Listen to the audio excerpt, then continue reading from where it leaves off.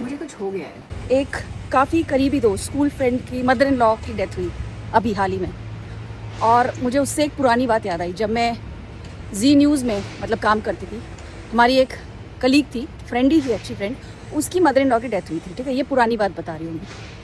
और वो शायद एक्सपेक्ट करती थी कि उसका जो भी फ्रेंड सर्कल था, क्लोज सर्कल जिसमें मैं भी थी, वो शायद एक्सपेक्ट करती थी कि हम घर आएंगे, उनके कंडोलेंस देंगे। बहुत सालों के बाद किसी बात के बीच में बात निकली और उसने अपना गुस्सा या नाराज़गी जाहिर की कि मैं इतना एक्सपेक्ट करती थी कि तुम आओगे और तुम लोगों ने तो बात भी नहीं करी। तुमने मतलब particularly it was directed at me कि I was expecting you to at least show your condolence और एक्सप्रेस योर ग्रीफ। तो उस वक्त भी मैं उसका प्रोसेस नहीं कर पाई कि मुझे थोड़ी पता है कि आपका रिलेशन उनके साथ कैसा था। How would I know? ये चीज़ बड़ी मुश्किल है समझनी। हाल फिलहाल में एक क्लोज रिलेटिव की डेथ हुई।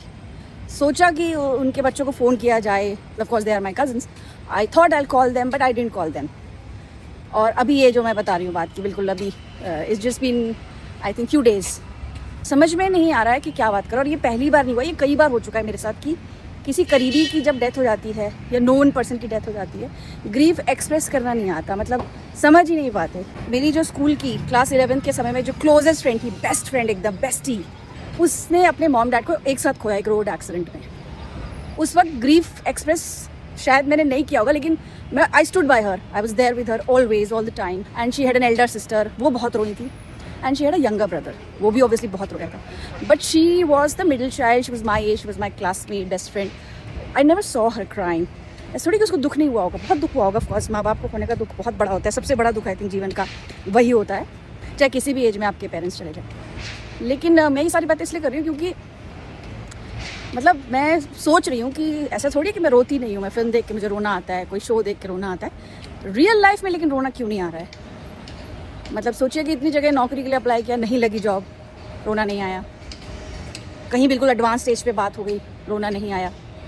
नौकरी बेवजह चली गई, रोना तो नहीं आया, पर मैं बहुत शॉक में थी। I really was in shock when I lost my job last year. ये सब बातें क्यों हो रही हैं आज? ये सब बातें इसलिए हो रही हैं क्योंकि तुम सोसाइटी के पार्किंग दिखा दो, अब मुझे मत दिखाना।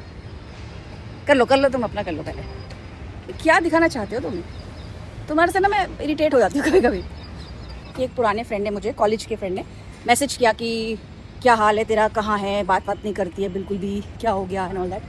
मैंने कहा भाई मुझे ऐसा लगता है कि बात करने से आपका सिर्फ टाइम वेस्ट होता है, प्रॉब्लम तो कभी सॉल्व होती नहीं है। तो I had a bit of an argument over text.